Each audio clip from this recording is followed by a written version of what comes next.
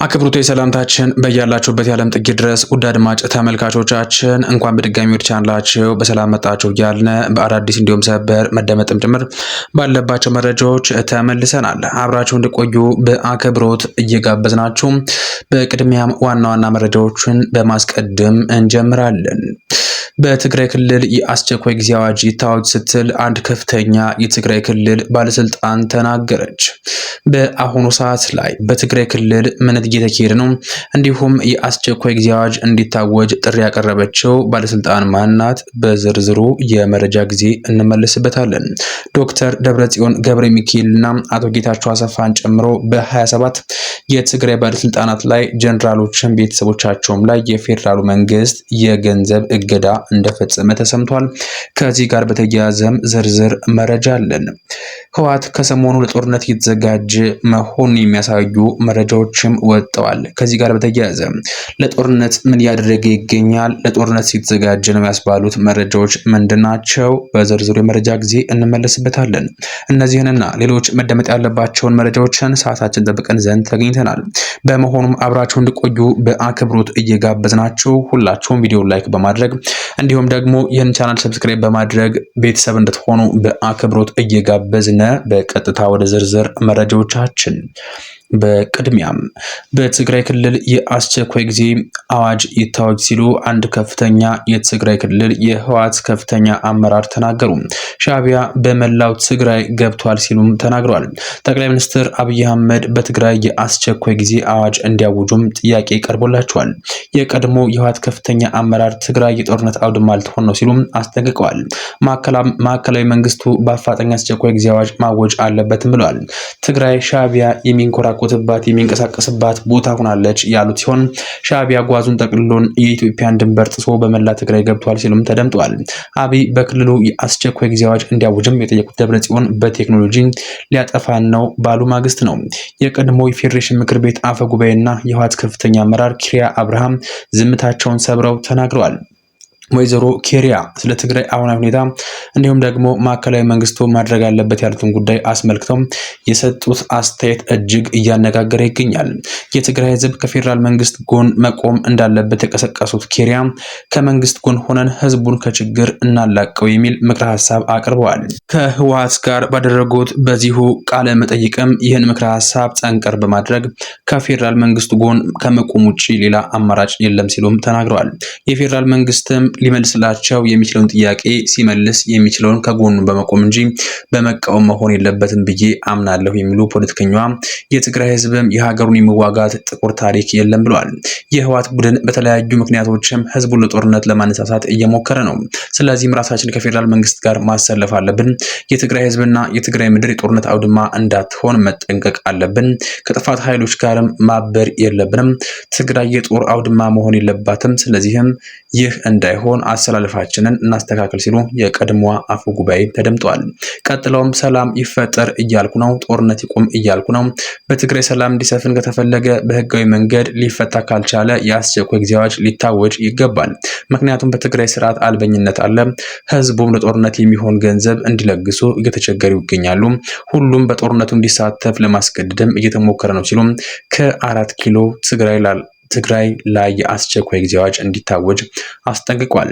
አስቸኳይ ጊዜ አዋጁ ማወጅ እንዲሁም ደግሞ እንደ ሁለተኛ አማራጭ ሊወሰድ ይገባል የሚሉት ኬሪያ ይህንን የምለው የሀገር ሉዓላዊነትና ብሔራዊ ጥቅምን ያስከብራል ብዬ ስለማምን ነው። ህዝቡ በስርዓት አልበኝነት ውስጥም እንደሚገኝና ጊዜያዊ አስተዳደሩ ስልጣኑን በመቀማቱ በህጉ መሰረትም መምራት አልቻለም። ከሁሉም በላይ ትግራይ ሻዕቢያ የሚንኮራኮትባት ክልል ሆናለች። ስለዚህም ሰላም ለማስፈን የአስቸኳይ ጊዜ አዋጅ መታወጅ አለበት የሚል ጠንካራ ምክረ ሀሳብን ሰንዝረዋል። በትግራይ ክልል የተንቀሳቀሰው ወታደራዊ ውጥረት ተከትሎ ማዕከላዊ መንግስቱና ህወሓት ወደ አራተኛ ዙር ጦርነት ሊገቡ ከጫፍ የደረሱ ሲሆን የተባበሩት መንግስታት ድርጅትን ጨምሮ ሀያላን ሀገራትም አዲስ ጦርነት በትግራይ እንዳይቀሳቀስ ያሳሰቡ ቢሆንም ሁለቱ ኃይሎች ግን ከፍተኛ የሚባል ወታደራዊ እንቅስቃሴ እያደረጉ ይገኛሉ። በትናንትናው መግለጫ የሚሰጡት ዶክተር ደብረጽዮን ገብረ ሚካኤል ፌዴራል መንግስቱ ጦሩን ወደ ትግራይ ያስጠጋ መሆኑን ጠቅሰው በቴክኖሎጂም እናጠፋቸዋለን እያለ እየዛተብን ነው ሲሉም መክሰሳቸው ይታወሳል። በአሁኑ ሰዓት ላይ የዶክተር ደብረጽዮን ገብረ ሚካኤልና አቶ ጌታቸው አሰፋን ጨምሮ በ27 የትግራይ ክልል ባለስልጣናት ላይ ጀነራሎች ቤተሰቦቻቸውም ላይ ፌዴራል መንግስቱ የገንዘብ እገዳ ፈጽሞባቸዋል። የትግራይ ተወላጅ የሆኑ ወታደራዊ አመራሮችና የህወሓት ፖለቲከኞችም የባንክ አካውንታቸው እንዲታገድ የመንግስት የፍትህ ሚኒስቴር ለባንኮች ጻፈው ደብዳቤ ያሳያል። ብልጽግና በወጣው የገንዘብ እንቅስቃሴ እገዳ ደብዳቤ ውስጥም አሜሪካ ሀገር የሚኖሩ አቶ ቴዎድሮስ ሀጎስን የተካተቱበት ሲሆን በ2013 ዓ.ም ውጊያ የተሰዉት አንድ ወታደራዊ አዛዥም አካቷል። በትግራይ ኃይሎች የብልጽግና አገዛዝ መካከልም የተካረረ የመጣውን ወታደራዊና ፖለቲካዊ ውጥረት በተለያዩ ዘርፎች ተባብሰው ቀጥለዋል። የፌዴራል መንግስት አገዛዙም ባለፈው ጥር 28 ቀን 2016 ዓ.ም ከፍትህ ሚኒስቴር ለባንኮች የጻፈው ደብዳቤ 27 ወታደራዊና ፖለቲካዊ አመራሮችና ቤተሰቦቻቸውን ሂሳብ እንዲታገድ ጠይቋል።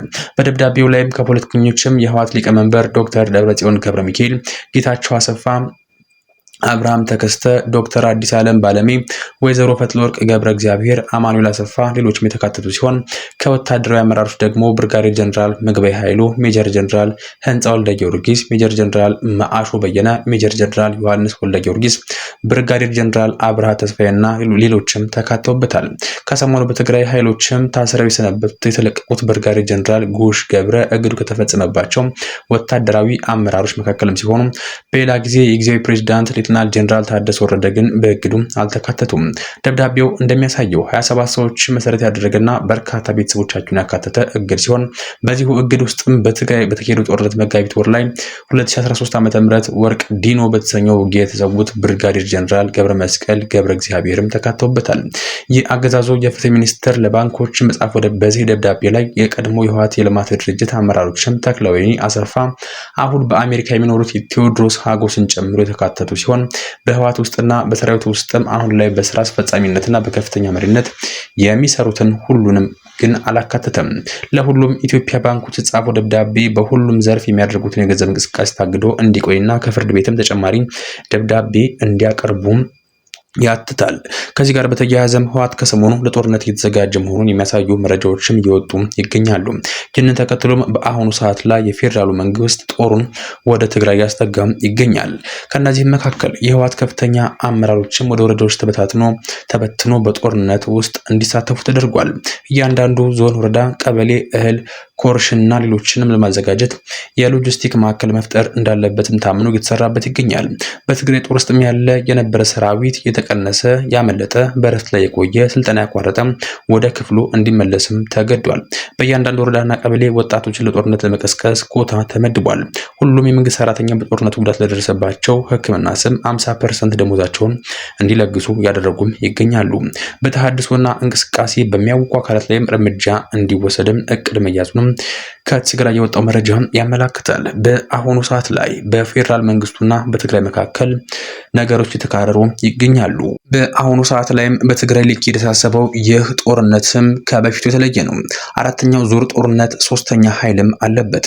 የኤርትራ ጦርም በአሁኑ ሰዓት ላይ ከትግራይ ጎን ወግኖ ኢትዮጵያ መንግስት ጋር ሊዋጋ ወስኖ ትግራይ ከገባ ሰነባብቷል። ሰላም ለሀገራችን፣ ሰላም ለህዝባችን። በቀጣዩ መረጃ ጊዜ እስከነገናኝም ለአሁኑ በዚህ አበቃን። መልካም ቆይታ።